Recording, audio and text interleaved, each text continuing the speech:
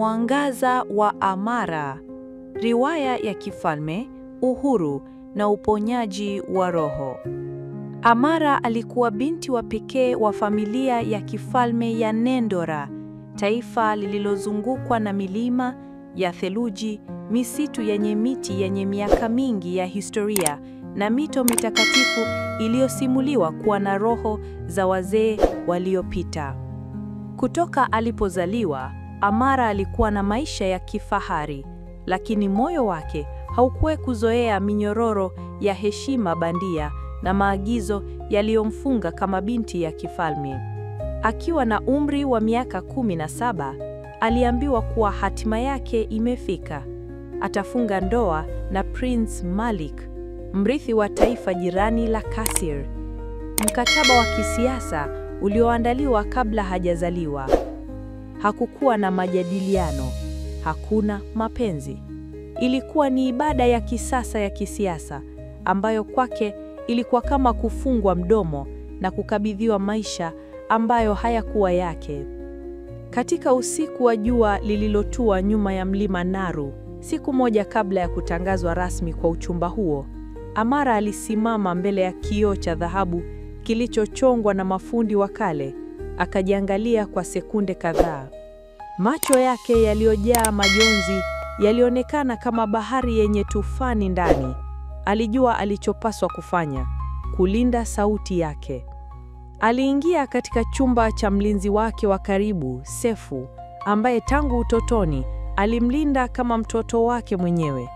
Bila kumweleza mengi, alimkabidhi barua kwa wazazi wake na kisha akatoweka kimya kimya, akiwa amevaa nguo za kawaida za wafanyakazi wa jikoni. Alitoroka akiwa na punda wake mwaminifu, Tama, akijificha katika kivuli cha usiku. Aliamini kuwa uhai huru, hata kama wa shida, ulikuwa bora kuliko maisha ya kifalme bila hiari.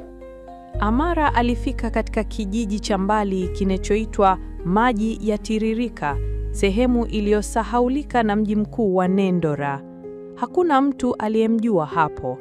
Alijitambulisha kama Mara, msichana yatima aliyepoteza familia wakati wa vita vya zamani. Wanakijiji hawakumhoji zaidi, walimchukua kama wao na kumpa nafasi ya kuishi kama mpishi msaidizi wa nyumba ya mama mkongwe aliyeitwa Bibi Nadra.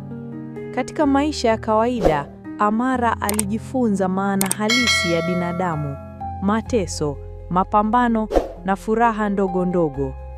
Alipika, alisafisha, alihudumia wagonjwa na mara kwa mara alienda msituni kutafuta mimea ya tiba.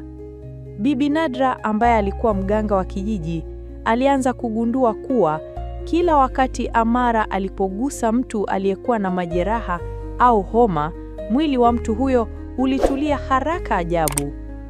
Ndani ya miezi michache, watu wakaanza kumuita binti wa mikono miepesi.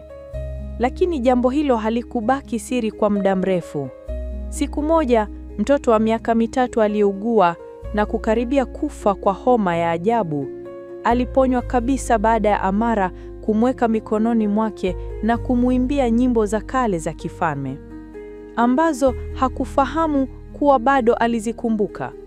Wanakijiji walikusanyika usiku huo wakisema, huyu si wa kawaida.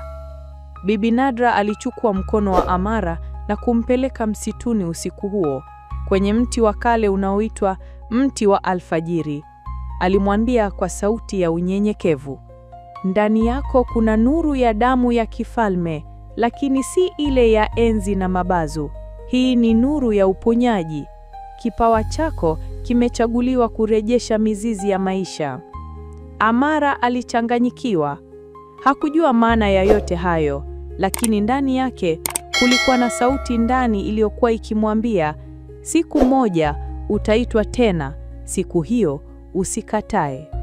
Wakati huo huo, katika hekalu la Nendora, mambo yalizidi kuzorora.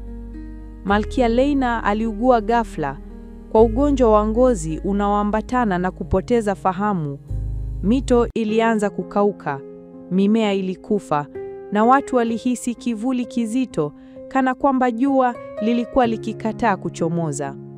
Wachawi wa kale kutoka msitu wa Kiara walikuja na kutoa hukumu. Damu iliyopaswa kulinda taifa imejificha. Mwanga wake ndio ulizuia laana hii. Mpaka atakaporejea kwa hiari, gaza hili halitaondoka. Kwa miezi mingi, Prince Malik alitafuta alikokwenda Amara. Akiwa na sanamu ndogo ya kale iliyoonyesha ishara ya mti wenye matawi matatu, ishara ya familia ya kifalme ya uponyaji, aliifuata kila dalili, kila hadithi ya msichana wa ajabu anayeponya watu kwa mikono. Alifika maji ya tiririka kama mchuaji wa dawa, na hapo ndipo alimuona akicheza na watoto pembezoni mwa mto. Alimfuata kimya kimya hadi alipokuwa akiandaa dawa kwa mama mkongwe. Aliposogea karibu, Amara alihisi mshtuko, si na kwa hofu, bali na kumbukumbu. Alimtambua. Malik alimtazama na kusema kwa sauti ya chini, "Amara, taifa lako linakuhitaji. Sasa si kama malkia wa ndoa ya kisiasa, bali kama binti wa mwanga. Laana hii imekufuata, si kwa hasira, bali kwa kumbukumbu." Amara alilia, si kwa huzuni, bali kwa uzito wa wito wa kweli. Kwa moyo mzito na machozi ya watu waliomlilia, alirudi Nendora akiwa amebadilika kabisa. Si binti aliyejaa mapambano, bali mwanamke aliyejua thamani ya zawadi yake. Alifika hekalu akiwa amevaa vazi la majani ya mti wa mizeituni na mapambo ya udongo. Alisalimia kwa kuinama badala ya kupiga magoti. Alishika mikono ya mama yake, Malkia Leina, na kuimba nyimbo ya kale ya mwanga wa mizizi. Siku hiyo, kwa mara ya kwanza baada ya miezi mingi, jua liliangaza hekalu. Malkia alifumbua macho yake. Watu walilia kwa furaha. Miti ilianza kuchipua na mvua ikaanza kunyesha. Majani yaliyokauka yakaanza kuwa kijani. Sauti za ndege zikarudi angani. Baraza la kifalme lilimwomba arudi kuwa mrithi wa enzi. Alikataa. Badala yake, alipendekeza mageuzi, mabadiliko ya msingi. Hakutakuwa tena na ndoa za kisiasa bila ridhaa ya wahusika. Kipawa chochote ndani ya familia ya kifalme kitapewa nafasi ya kutumika kwa watu, si kwa utawala. Hekalu ilifunguliwa kwa walimu, maganga na wajasiri wa kawaida kushiriki katika maamuzi ya taifa.